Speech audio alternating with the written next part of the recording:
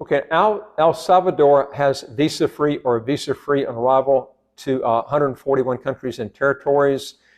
And this is actually a pretty good passport. It has visa-free to the Schengen countries.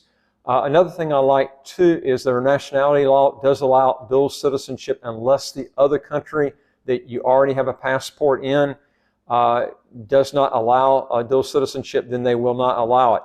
But this is one thing that's nice that you do not have in Panama, Costa Rica, Honduras. These countries as a whole do not allow dual citizenship, except with extreme cases of a few countries in Central America, and I think Spain in most cases. But now El Salvador is an example, an exception, because it does allow dual citizenship except for that one exception that I mentioned to you. Now, to give you an example, St. Kitts and Nevis has visa-free or visa-free on arrival to 162 countries and territories. Again, El Salvador 141.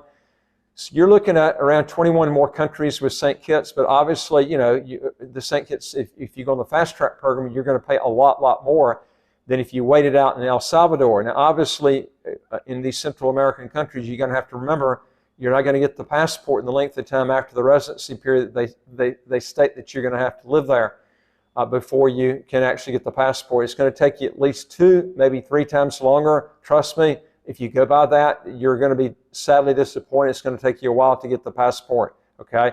I do like this residency. I think it's one of the best residency by investment programs now, since a lot of changes are taking place. In fact, I'm going to go over an article with you.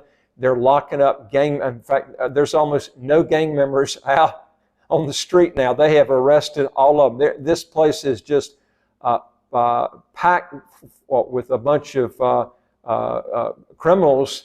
But now the criminals have been thrown in jail. Now you got to remember, Honduras and El Salvador had the worst murder rate per capita of any countries in the world. But this has drastically changed with El Salvador. You might even see Honduras copy this, because it looks like they are really cleaning up the act. There's a disadvantage to that, in that there are a lot of complaints on human rights abuses.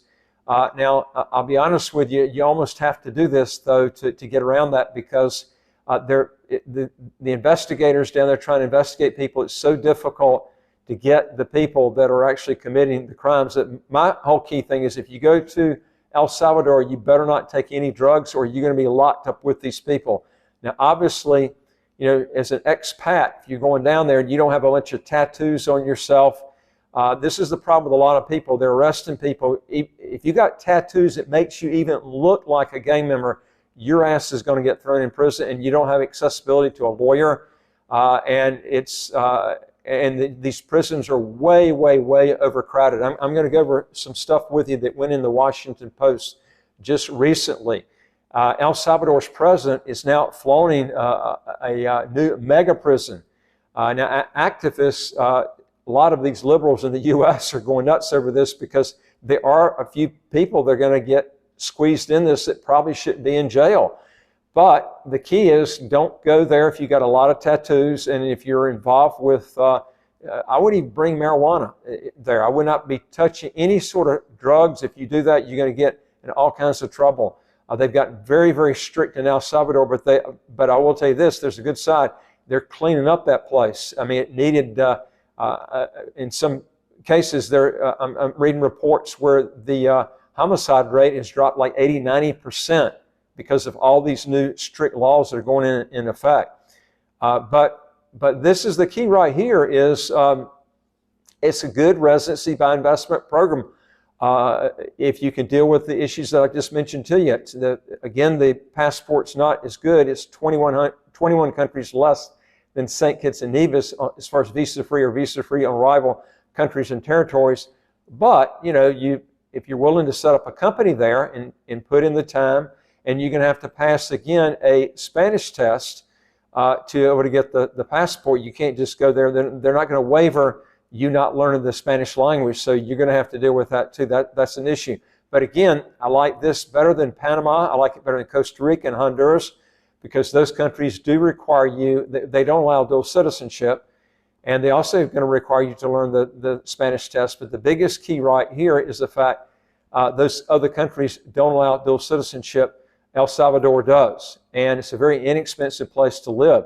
But they were talking here in the article that thousands of detainees were transferred to El Salvador's new mega prison on Friday, drawing suspicion from human rights activists who noted that the opening of what may become the world's largest penitentiary came shortly after the U.S. federal attorneys accused government officials of cutting deals with gang members.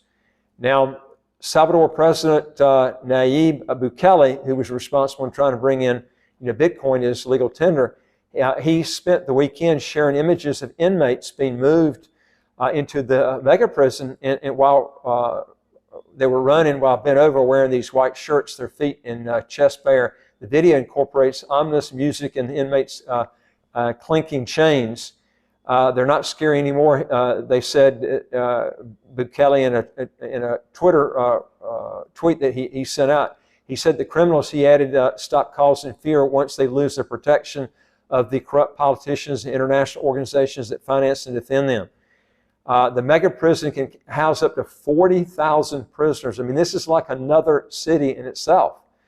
Bukele was talking about how many people this place can hold, and it's officially called the Center for the Confinement of Terrorism, and was unveiled earlier this month. And El Salvador's crackdown on crime has been met with allegations of indiscriminate arrest and police abuses. I think you're going to have some of that, but I'll tell you, it's probably better that they have some of that to get all these. I mean, otherwise, they're going to have tons of people murdered there. I mean, it's just gotten to be, the murder rate was just through the roof. It was worse than New Orleans. It was worse than Chicago. It was worse than any place in the U.S. And like I said, again, Honduras and El Salvador were number 1 and 2 back and forth every single year. Every year I checked, those were always the top 2. But this new mega prison is a symbol of Bukele's mad security policies. Juan Papier, the acting deputy director for the Americas at Human Rights Watch, told the Washington Post on Sunday. Now, Papier said Bukele's timing to transfer the detainees to the mega prison was suspect. It comes after the U.S. Department of Justice unsealed an indictment on Thursday against alleged MS-13 gang members that accuses senior Salvadoran officials of negotiating with criminal groups to curb violence. There's every reason to suspect the timing of the prison transfer was all about controlling the narrative and presenting an iron fist interpretation of Bukele that fails to encapsulate the whole picture. You got to do this. And I mean, what do? You're going to have some stronghold supervision, and this is the only way, I think, to really solve this problem, and I think it's going to attract a lot of money there. Now, after Bukele won the presidency in February 2019, gangs made agreements with the government to reduce the number of public murders, which politically benefited the government of El Salvador. The U.S. Justice Department said in an indictment, it appeared as if the murder rate was dropping when in fact the MS-13 leaders continued authorized murders where the victims' bodies were buried, otherwise hidden. In exchange, the gangs were promised less restrictive prison conditions, early release of some leaders, and refusals to extradite prisoners to the United States. Can you believe this? Man, you can't get corruption any worse than that. I think what they're doing now is better than the way it was before. The United States has accused Bukele's government of negotiating with the country's gangs before a tactic other Salvadoran presidents also have pursued. Now, Bukele has denied the allegations and instead promised a war on gangs. You're going to have that. That's the only way you're going to clean up the act, and sometimes you got to get double tough. I think Mexico is going to have to come out with the same sort of thing here. Now, after a spike in homicides last year, when at least 92 people were killed over 4 days. Can you believe that? According to the Human Rights Watch, Bukele declared a state of emergency across the country. This was followed by mass arrest of suspected gang members. Even before the arrest began, El Salvador had one of the highest rates of incarceration. At least 60,000 alleged gang members have been arrested in the past year. The number includes hundreds of children who were placed in youth detention facilities, according to the Amnesty International. Human rights advocates have said that El Salvador has experienced widespread human rights violations since the state of emergency began. Now, security forces have detained hundreds of Salvadorians with no connection to gangs, held them and tortured some of them in prison, and subjected detainees to Kafkanian legal proceedings that makes it difficult, if not impossible, for them to defend themselves.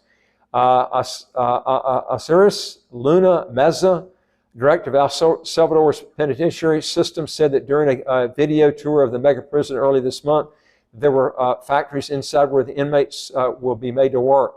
The mega prison is a key piece of the war against gangs, said Meza during the tour, which showed pitch dark isolation cells that were described as one of the most necessary parts by the prison official. Now, I'll tell you this, one of these guys gets out of prison, they're going to go back to their friends, and they're going to say, hey, you definitely don't want to be in this prison. I think it should have some effect on the people that are already outside of prison now. They went on to say that this will be their new house where they will live for decades, mixed up, unable to do more harm to the population, Bukele said on Friday. Folks, if you want to know more on this, and if you want to get a second passport as quick as 45 days, do three things. Hit the subscribe button at the right of your screen right here, and you'll get new videos automatically as they come out. And number two is I would like to hear from you. If you got a question or comment, put it below. And again, go to our website, www.citizenshipquickly.com, and just ask for some help. And I look forward to talking to you on the next video. Take care.